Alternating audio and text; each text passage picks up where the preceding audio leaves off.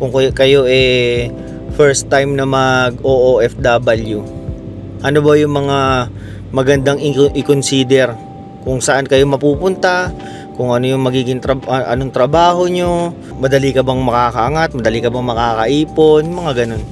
Kasi yan yung pinaka tanong lagi pagka gusto mong mag OFW. Ako dati nung nasa opisina pa ako, balak ko na rin yung ganyan, mag OFW. Kasi meron akong mga kakilala nasa Middle East.